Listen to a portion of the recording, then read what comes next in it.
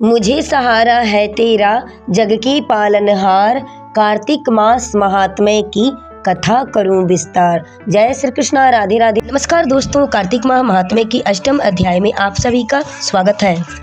कार्तिक मास महात्म्य की अष्टम अध्याय की कथा यानी कार्तिक माह के महात्म्य की 8वें अध्याय की कथा मैं इस वीडियो में आप सभी को सुनाने जा रही हूँ। आप सभी लोग ध्यानपूर्वक इस कथा को श्रवण कीजिए और भक्ति भाव से प्रेम से भगवान में लीन होकर के कथा को श्रवण कीजिए। बोलिए तुलसी मैया की जय, बोली कार्तिक माह के पावन पर्व की जय।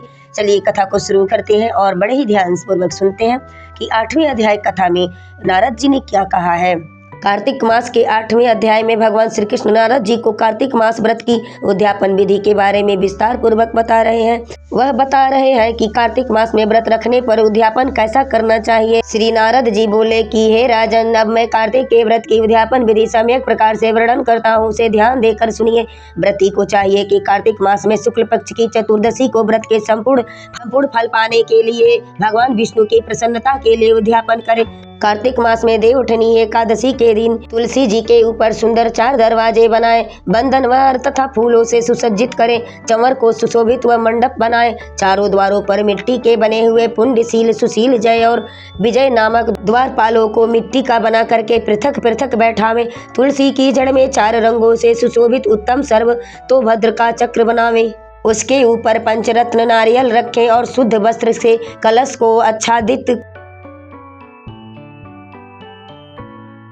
करें। उस कलश के ऊपर शंख, चक्र, गदा, पद्म और पीताम्बरी धारी लक्ष्मी युक्त विष्णु भगवान का पूजन करें। कार्तिक मास का व्रती इंद्रादि लोकपालों का पूजन मंडप में करें। द्वादशी को विष्णु भगवान जागे थे। त्रयोदशी को देवताओं ने विष्णु भगवान का दर्शन किया था। चतुर्दशी तिथि को देवताओं ने उनका पूजन किया था। इसीलिए कार्तिक व्रती करने वाले को भगवान की उद्यापन पूजा विधि चतुर्दशी तिथि को शांत मन से की जाती है। इस दिन संयम और शांत चित्त से व्रत भी करना चाहिए। अपने गुरु की आज्ञा अनुसार स्वर्ण की मूर्ति बनवाकर मंत्रोच्चारण तथा विविध नैवेद्यादिकों से भगवान का पूजन करें। विविध प्रकार के मांगलिक गायन, वादन तथा कीर्तन भजन करके उस रात्रि में जागरण करे। जो प्राणी श्रद्धा पूर्वक भगवान का कीर्तन करते हैं उन लोगों के 7 जन्म के एकत्रित किए हुए पाप भी विनष्ट हो जाते हैं। जो लोग जागरण करके प्रेम पूर्वक भगवान का कीर्तन तथा नृत्य करते हैं उनको 1 सहस्त्र गोदान का फल प्राप्त होता है। जो मनुष्य भगवान के सम्मुख नृत्य गान पूर्वक कौतुक करते हैं उनके अनेक जन्मों के पाप नष्ट हो जाते हैं।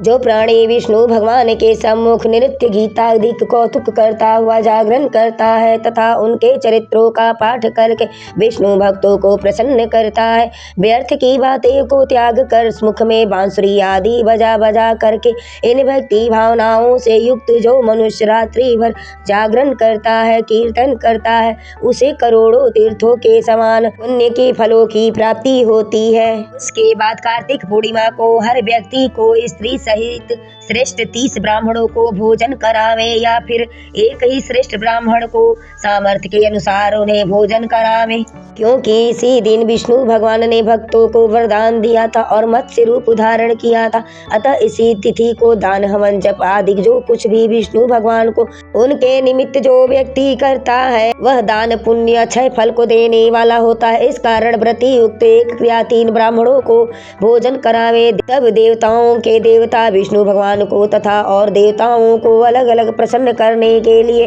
अतो देवा इन दोनों वैदिक मंत्रों से काले तिल का हवन करे। उन ब्राह्मणों को अपनी सामर्थ्य के अनुसार दान दक्षिणा दे प्रणाम करे। पुनः विष्णु देव की पूजा कर अन्य देवताओं तथा तुलसी जी का तथा कपिला गौ का पूजन करे। कार्तिक व्रती करने वाले सावधानी से इस कार्य को करे। व्रत का उपदेश करने वाले सपत्निक ब्राह्मणों को वस्त्र देकर, आभूषण देकर के उनका पूजन करें, क्षमा याचना करें, प्रार्थना करें। प्रार्थना मंत्रों का अर्थ आप सब लोगों की अनुकंपा से मुझे पर विष्णु भगवान सर्वदा प्रसन्न रहे।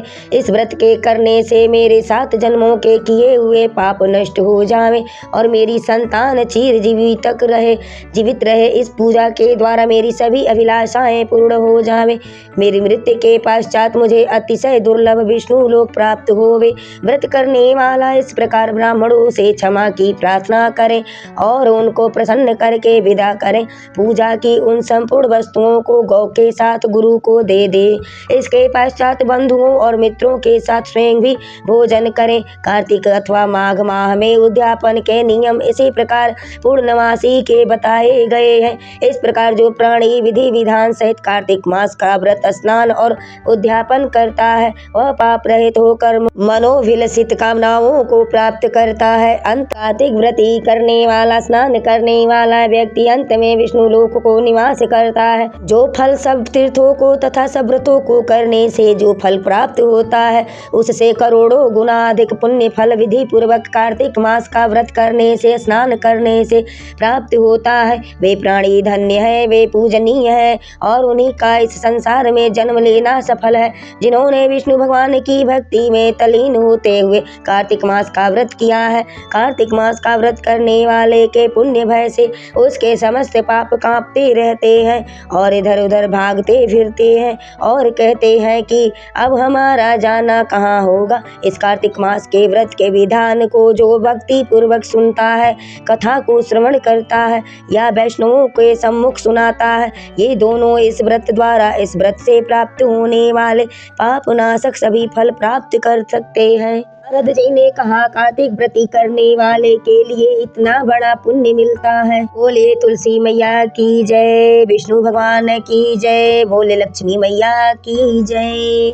तो ये थी कार्तिक माह के अष्टम अध्याय 8 की कथा।